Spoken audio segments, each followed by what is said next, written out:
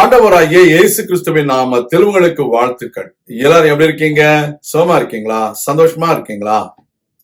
இந்த நாளிலும் ஆண்டவர் கொடுக்கிற ஆசீர்வாதமான வார்த்தை சகரியா 8ஆம் அதிகாரம் 15வது வசனம். சகரியா chapter 8 verse 15. இந்நாட்களில் எருசலேமுக்கும் யூதாவுக்கும் நன்மை செய்யும்படி திரும்ப நினைத்தேன், பயப்படாதீங்கள். அருமையான தேவனுடைய பிள்ளைகளே, கர்த்தர் நமக்கு நன்மை செய்வேன் என்று சொல்லுகிறார். பயப்படாதீங்கள் என்று சொல்லுகிறார். கடந்த நாட்களில் கர்த்தர் நமக்கு செய்த அநேக நமக்கு பிரியமில்லாத காரியங்களிலிருந்து அவர் இதை செய்ய மாட்டேன் என்று சொல்லுகிறார். The Lord God promises that He will do good again. Do not be afraid. You will go through many different situations that may frighten you.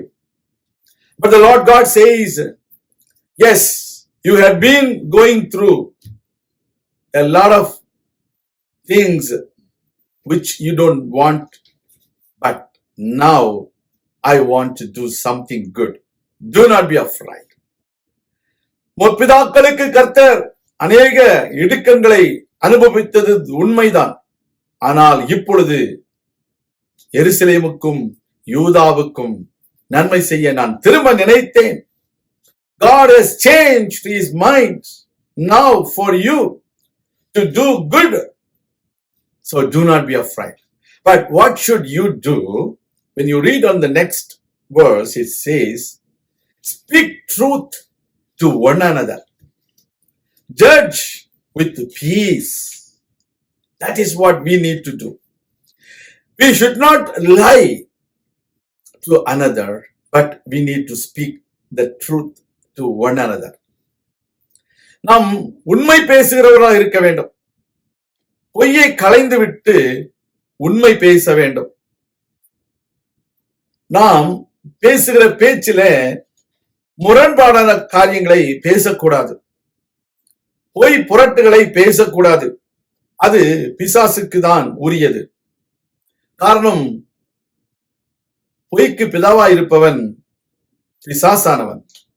நீங்களும் நானும் சத்தியத்திற்கு ஆதாரமான இயேசு கிறிஸ்துவை நம்முடைய தெய்வமாய் கொண்டிருக்கிறோம். எனவே நாம் உண்மை பேச வேண்டும். நாம் நீதியாய் நியாயம் தீர்க்க வேண்டும். சமாதானமும் சத்தியமும் நம்முடைய நியாயத்தில் வெளிப்பட வேண்டும். The truth and peace should be revealed in our judgments. We should be impartial with the people. We should not support unrighteous things and do unrighteous things. We always have to be very careful in judging the things among the brethren.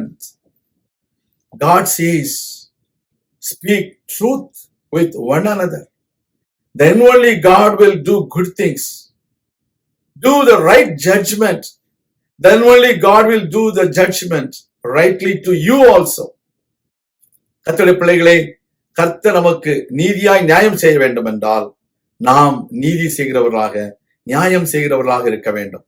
அநீதி இழைக்கக்கூடாது. நாம் பொய் பேசக்கூடாது. கர்த்தருக்கு உண்மையுள்ளவர்களாக இருப்போம். கர்த்தர் நம்மை ஆசீர்வதிப்பார். பயப்படாதீங்கள். நான் உங்களுக்காக ஜெபிக்கிறேன். எங்கள் அன்பின் பரலோக பிதாவே, நீர் எங்களோடு இருப்பதனால் உமக்கு நன்றி. நாங்கள் உண்மை பேசவும், நீதியாய் நியாயம் செய்யவும், சமாதானத்தையும் சத்தியத்தையும் எங்கள் வாழ்க்கையில் வெளிப்படுத்தவும் எங்களோடு நீர் பேசின நம்முடைய வார்த்தைகளுக்காக உமக்கு நன்றி செலுத்துகிறோம். தொடர்ந்து இந்த வார்த்தையை கேட்ட நம்முடைய பிள்ளைகளை ஆசீர்வதியும். நாங்கள் உம்மிடத்திலே நன்மையை எதிர்பார்க்கிறோம். நீர் எங்களுக்கு நன்மை செய்வீர் என்று நாங்கள் நிச்சயமாய் விசுவாசித்து உமக்கு நன்றி செலுத்துகிறோம். இயேசு கிறிஸ்துவின் நாமத்தில் ஜெபிக்கிறோம் நல்ல பிதாவே, ஆமேன். கர்த்தர் தாமே உங்களை ஆசீர்வதிப்பாராக. ஆமேன்.